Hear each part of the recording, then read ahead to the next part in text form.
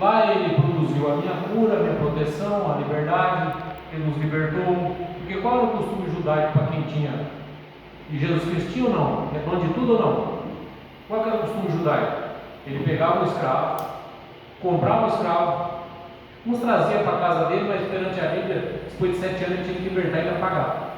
Outros, que era mais abastado, ele comprava o escravo, ele libertava o escravo, só pelo prazer de libertar. Por que eles faziam isso? Por que eles faziam isso? Em consideração ao tempo que eles eram escravos do Egito. Quem libertou o povo do Egito? Deus. A Bíblia fala: Deus, com o seu braço forte, por intermédio do ministério de Moisés, libertou o povo. Então por que o inimigo ataca? Por que o inimigo empobrece muito crente, muito cristão? Por que o cristão começa a perder as coisas? Ele luta tanto para prosperar na vida, e por que ele começa sendo roubado? Aonde eu encontro a resposta? Na própria Bíblia. Vem aí, ó, abre aí, ó. Versículo 5, de Gideão, né? Versículo 5, verso 31.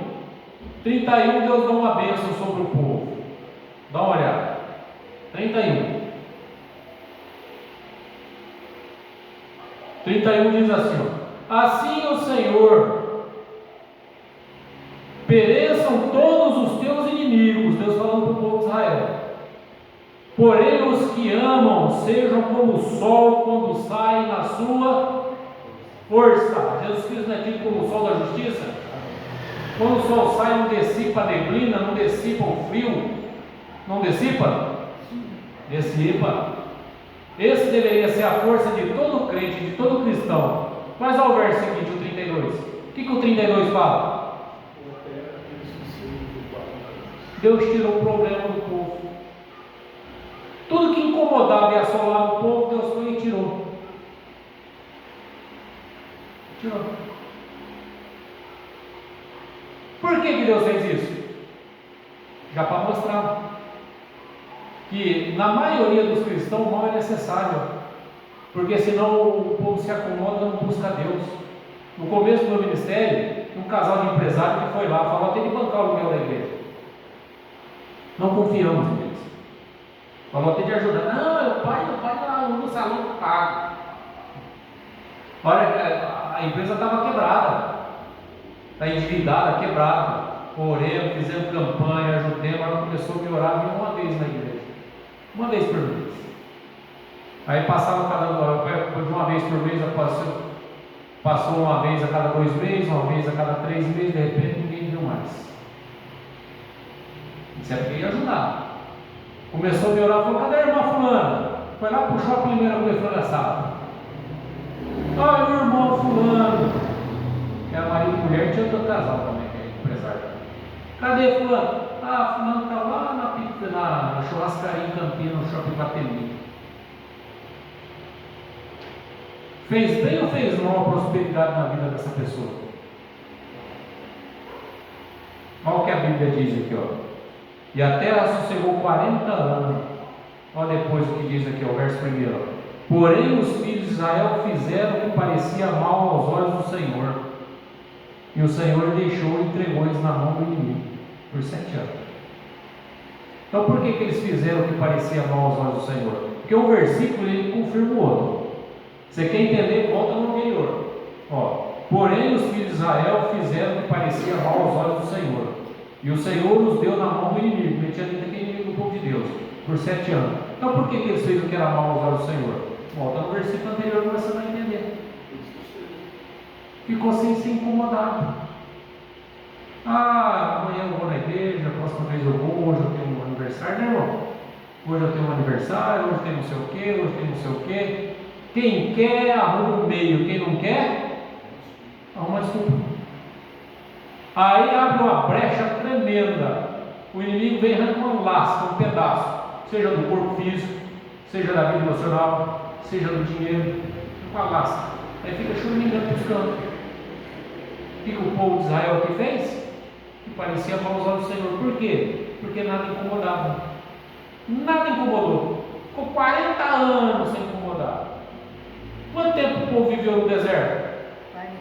40. Ele ficou 40 anos sem se incomodar. 40 anos perecendo no deserto, 40 anos sossegado. Deus falou, está vendo? Se não tiver alguma coisa para cutucar, não busca. A presença de Deus não busca. Por que o anjo apareceu a Gideão? Então vamos lá, vamos entender. Por que o anjo apareceu para Gideão? Aí a gente vê lá, verso 3, porque sucedia que semeando Israel subiu os inimigos e os amalequitas, dois tipos de inimigos, também os do Oriente, subiu um punhado de gafanhoto. Verso 4, e punha-se contra o povo de Israel em campo aberto, destruía a novidade da terra, quer dizer, tudo que plantava o povo vinha destruir, o que não podia comer, levar embora, tacava fogo, arrebentava com tudo, porque os filhos que precisavam comer não era deles. Você acha que o diabo tem dó de algum cristão, né? Você acha que o diabo tem dó da família de alguém, né? Você acha que o diabo tem dó, né? Se colocava em campo aberto, destruía a novidade da terra até chegar em Gaza, e não deixando mantimento em Israel.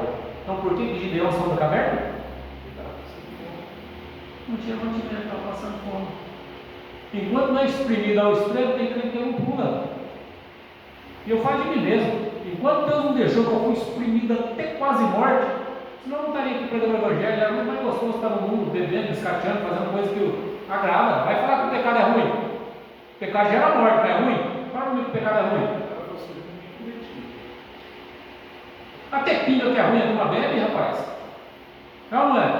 Como vai dizer que pinga é gostoso? Destruiu tudo. Verso 5. Porque subiam com os gados e tendas, e vinham como gafanhoto, em tanta multidão que não podiam contar, nem eles. Por que o inimigo vinha em multidão contra eles? Não tinha muralha na cidade. O que em Provérbios fala? A vida do homem que não tem a guarnição e a proteção de Deus é como uma cidade sem muro. Uma cidade sem muro, o inimigo entra aqui, quer, sabe o que quer, quando quer, faz o que quer. Não é assim? Provérbios dá a resposta para nós. Não é subir. E não deixava nada, nem camelo, nem nada, destruía tudo. E entrava na terra para destruir. Verso 6. E assim, lê comigo, fala, e assim Israel empobreceu muito. Então, de onde vem a pobreza? Rebeldia, desobediência à lei de Deus, às normas de Deus. Mas tem tanto ímpio rico, então ele vai para o inferno. Quem é de Deus, Deus trata. Como que Deus trata? Deixando que o mal pegue. Aí a pessoa lembra de Deus. Quem não faz a vontade de Deus não está solto. Mas o diabo é homicida. Vê do dia 20 de dezembro até hoje. Quanto diabo já matou nas estradas? Afogado. Foi o ano que mais morreu gente afogada na Baixada Santista. O ano que mais morreu gente afogada. Fala que não piorou esse ano. Fala que não piorou essa virada de ano. De mortandade. É carreta batendo, avião caindo, outra carreta batendo, outro ônibus batendo. Só sangue derramado. Quem não tem o sangue de Cristo, o diabo vai mira a ceifa. Eu não sei. Agora, se tem o sangue de Deus, o inimigo ele vai colocar dificuldade. Se ele tiver oportunidade, vai ser a vida, ele não pode. Porque a vida não pertence a ele. Mas de quem não está na mão de Deus, a vida está na mão dele. É só olhar o caso de Jó. Jó estava na mão de Deus? Estava. Os filhos de Jó estavam na mão de Deus? Não estava. Morreram os 4 filhos dele lá, na tempestade dos 4. Morreram todos. O vento soprou. Já viu o vento soprar em 4 cantos? Não, então é espírito imundo. Soprou, que na verdade destruiu. Lembra do filme lá dos X-Men, a Tempestade? Controlou o vento lá, destruiu tudo, matou tudo. Só ficou quem? Jó. Por quê? Porque era um temente a Deus, confiando em Deus. E os filhos dele? Banquete, bebedeira. Só interessado em festança. O crente que ele se envolve demais com festa, ele deixa o inimigo. Tudo tem que ter ordem, decência. E nunca esquecer de que em primeiro em tudo na vida tem que ser Deus. Aí hoje apareceu para Gideão. Então vamos lá no verso seguinte. Verso 7 vai dar a resposta lá do verso 11 e 12. Verso 7. E sucedeu que E sucedeu o quê? Fala alto, a igreja, eu quero falar alto. Clamando quem? Ao Senhor. Por causa dos inimigos. Então, enquanto não clamar, enquanto o crente não chega no estágio onde só Deus pode resolver, só Deus pode dar a força necessária, porque Gideão falou para o anjo, eu não tenho força. Sou o menor da terra de Israel, a família do meu pai é menor, e eu sou o menor do menor, ainda porque eu sou o menor da família. Deus falou, não é a tua força, é a minha, é de Deus. Você não vai vencer pela tua força. Quem é de Deus tem que vencer pela força dele. Porque se enquanto você tentar vencer pela tua força, o inimigo te rouba, o inimigo te pega. Você tem que aprender, ou é com Deus ou não é nada. Ah, mas e o ímpio? A Bíblia diz assim, não se coloque em julgo desigual. Aí Paulo dá a resposta, o que tem Cristo com Belial? O que tem a igreja de Cristo com a igreja mundana? O que tem? O que tem? Nada. Ou você confia em Deus e busca a presença dele, se cobrindo com a palavra dele, com o sacrifício dele, ou você está fora. Simples. Só olhar, não precisa nem olhar aqui. Olha aí de dezembro, dia 20 de dezembro para cá, o que tem acontecido no mundo? No Brasil, não vou falar do mundo que é. Brasil, quanta mortandade, o diabo mirou e pega. Por que o diabo, quando mira, está pegando? A palavra de Deus diz assim, ó, o próprio Jesus Cristo falando: aquele que meu Pai enviou a mim me veio, e o que veio a mim eu não lancei fora, e não rejeito, e nem aí. O povo não está vindo, quando veio não rejeita. E ele fala: e das minhas, ninguém tira a vida. Ah, mas ele morreu. Irmão, vai pela Bíblia. Você vai pela conversa dos outros? Qual que é a morte para você que é crente, para mim? É a Bíblia, vai pela Bíblia. Se Jesus Cristo falou, da minha mão ninguém tira, se tirou a vida de alguém, não está na mão dele. Simples. Ah, mas fulano, não quer saber se fulano era Nicodemo, se fulano era Caifás, era mais, não importa. O que importa é que a Bíblia fala. O que rege a minha vida é a Bíblia. Se Cristo falou, e João fala que Cristo é o verbo da vida, é o verbo que te traz vida, e Cristo disse, da minha mão não tira, não toma, porque eu tenho mais força do que ele, não toma. Ah, mas tomou fulano, não está na mão de Cristo, simples. Ah, mas vai para o céu, eu não sei se vai para o céu ou para o inferno. Eu só sei que, se ceifou a vida aqui, não estava na mão de Cristo. Agora eu posso falar como Paulo diz eu como homem, e não inspirado por Deus, né? Paulo fala, lembra da frase que Paulo fala? Digo eu, como homem. Na minha opinião, o diabo ceifou no tempo, não vai para o céu. A não ser, mas lá na Bíblia, na formação da igreja, era necessário como queria. Porque Deus diz, vai sofrendo meu nome, aceita também, vai perecer. A igreja está formada. Ou vai dar desculpa igual religioso. Lá, profetizou que ia dar certo, falou que ia dar certo, mas no fim deu tudo errado. Já viu esse tipo de coisa?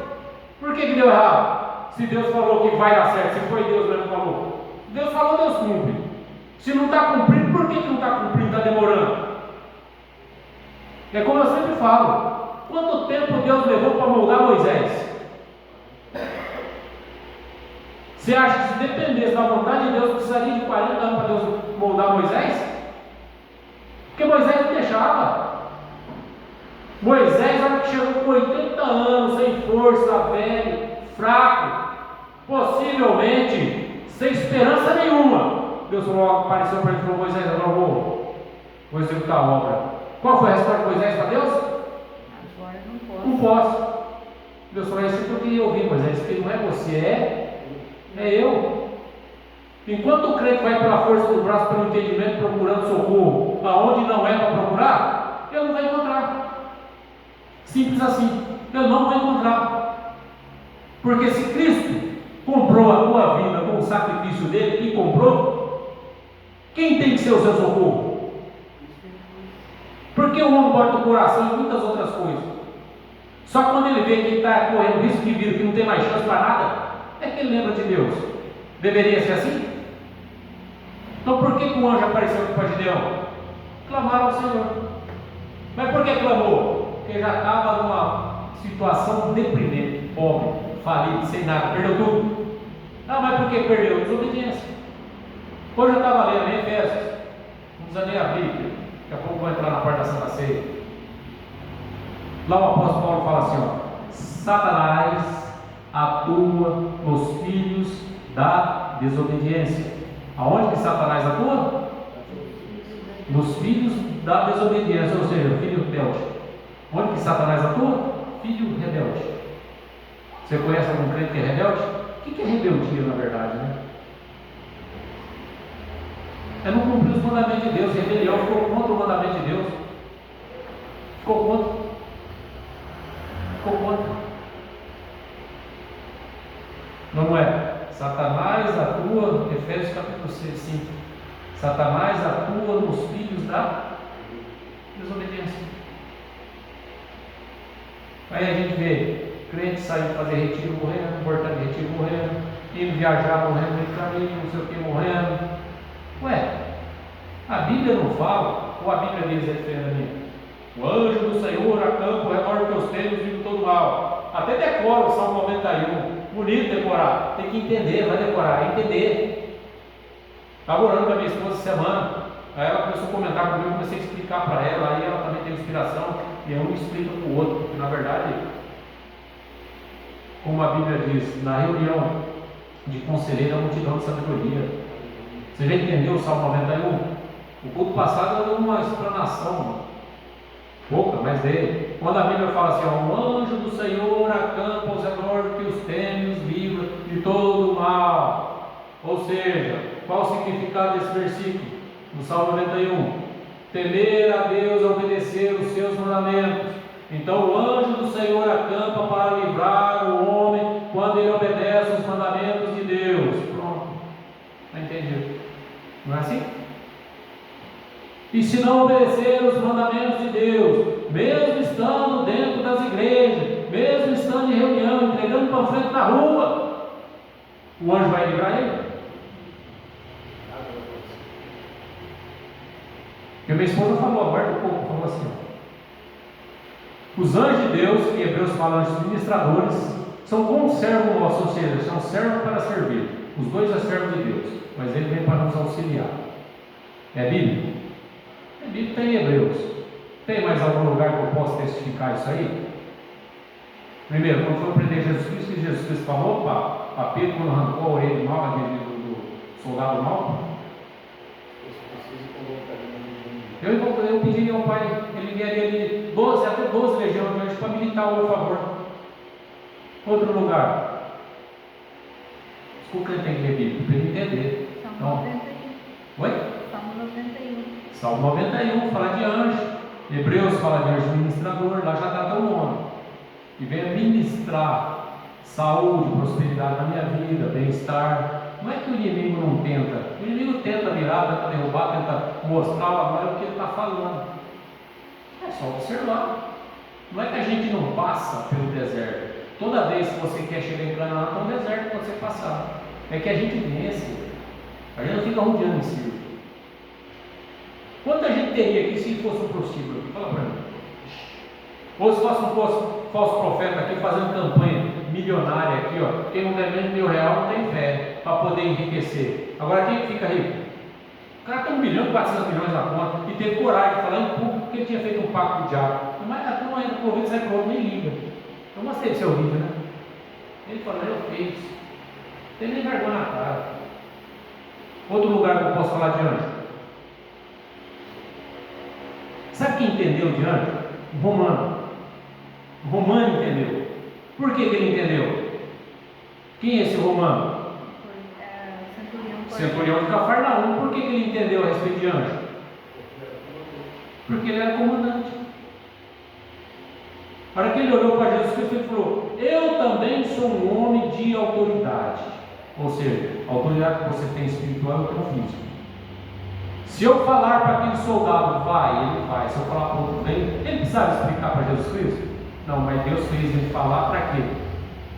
Servir de lição para todos que estavam em volta e para nós, e até para os apóstolos que entendiam. Porque Jesus Cristo falou nem entre os apóstolos, nem entre o povo de Israel. Eu vi tamanho conhecimento, porque fé é conhecimento, não é? Cansei de falar. Eu não vi tamanho conhecimento. Então, o que o centurião viu em Cristo? Autoridade sobre. Quando a Bíblia fala Senhor dos exércitos, que exército? De anjos celestiais. Senhor dos exércitos celestial. Senhor dos exércitos celestial. Da qual Jesus Cristo é um topo. Também é chamado como anjo, mas na verdade ele é filho. Foi posto acima dos anjos. Entendeu? É o general dos exércitos. O centurião falou: uma palavra tua, o soldado celestial vai acatar e vai trabalhar em meu favor. Eu já preguei isso aqui, eu não lembro. Já falei. Ele viu em Jesus Cristo poder e autoridade sobre anjo. Posso testificar uma coisa aqui? Pode você falando? Com certeza. O Mateus, quando estava fazendo a faculdade ali na Unisal, numa sexta-feira ele foi de moto.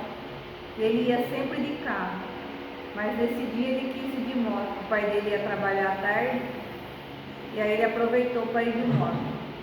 E ele falou que quando chegou naquele cruzamento ali em cima, ali, sabe ali nas Silos ali, tem uma ponte ali que atravessa em cima da... Passa da SP-304. Isso. Ele falou que uma moça, ela passou o sinal vermelho e ia dar em cheio na moto dele. E eu estava com um pressentimento tão ruim em casa, tão angustiada, que eu falei assim: em nome do nosso Senhor Jesus Cristo, eu envio anjos poderosos lá para desfazer essa obra, essa trama do inimigo. Porque mãe pressente, e é uma coisa assim... É uma ligação espiritual. Aí ele falou que a hora que ele vê, ele sentiu um vento que bateu assim, ó, e empurrou ele assim. Ele falou que não sabe explicar. Mas ele falou que a moça não chegou a encostar nele, mas ela freou com tudo. Mas assim, aí não conseguiu bater na moto. Mas ele falou que passou um vento tão forte assim do lado dele, que tirou ele da reta do carro. Aquilo lá é o anjo. Vou contar um testemunho e um testemunho. Tá junto. Eu tinha um Passatinho de 77 anos. Mas ele era bem arrumadinho, bonitinho, bem ajeitadinho. 77. Eu saí lá, eu morava no Nova Nogueira, não tinha nem luz na rua na época. Eu vim aqui, Cidade Nova, aqui, fazer um tour. Passei na casa de um colega meu, que era feiticeiro, da falecido. Mas ele me tratava com respeito e a gente tinha uma amizade. Passei, dei um abraço, conversei com ele ali no Parque Gramado, perto do cemitério. Fui para casa. De casa eu fui, tinha festa, tinha quermesse no Jardim Brasil, tinha um salão que era da colega, era da Dalma, e tinha festa lá na Praia dos Namorados. Eu de carro, 22 anos, 23 anos, 24 anos. Quem fica em casa? Fala pra mim. Tinha um pouco de cabelo aí. Seu filho. Seu filho aqui em casa. Aí eu fui. Também não estava bêbado, não falei, não, tomei um golinho, mas não estava bêbado não. Aí fui no salão, não estava bom, fui na quermesse, não estava bom. Aí chama um colega, eu falei, vamos lá na Praia dos Namorados, vamos lá. E lá na Igor, fica andando, né, a noite inteira, acabou. Vai de um canto para o outro, né, como se disse, ver se pega alguma coisa, né, mano? Tem vezes que nem respirar pena, né? Assim que a irmã fala, não era para pegar mesmo. Eu fui.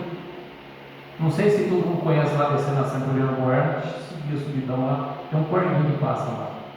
Senti uma força tão grande de empurrar o carro, que eu freava o carro não parava. Tinha uma lombada antes. O carro não parava, chegou deslizando, vendeu o carro para não dentro do rio, e o carro não ia. Quando foi de uma vez, eu cortava a porra, sei que o carro fez assim, dando aquela dançada, aquela cantada de pneu, pisando no freio e empurrando.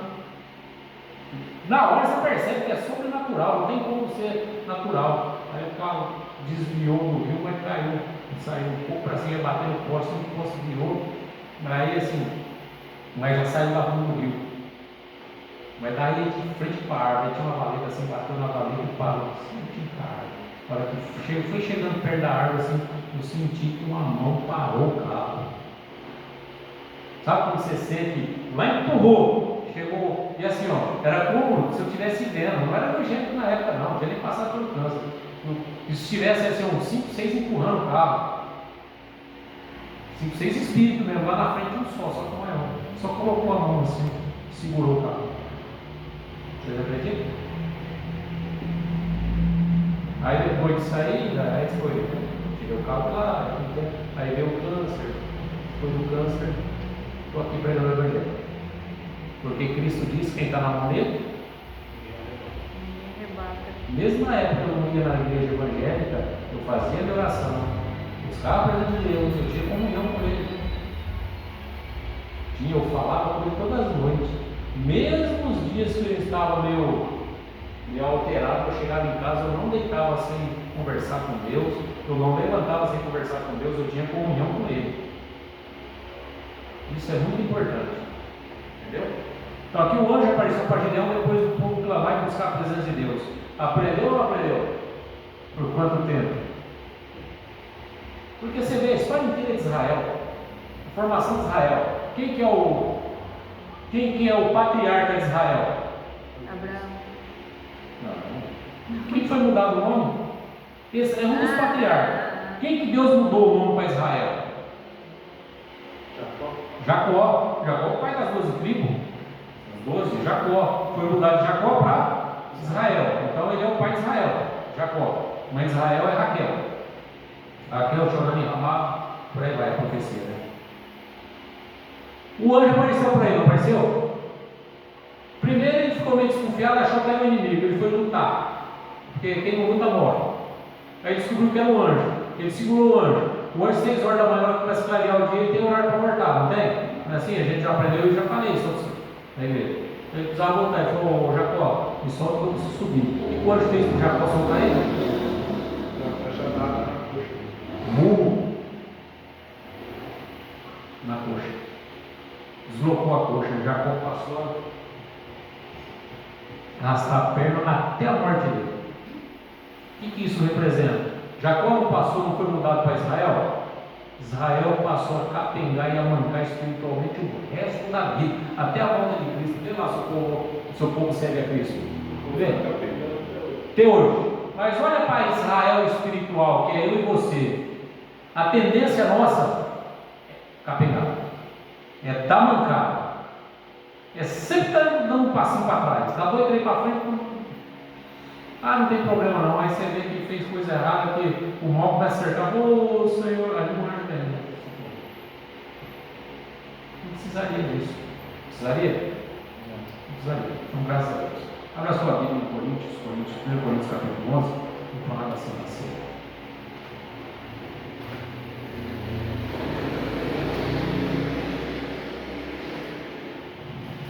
Vou ler bem rápido porque dia 20 para as 9. Agora acho que a minha Bíblia não tem Coríntios, né?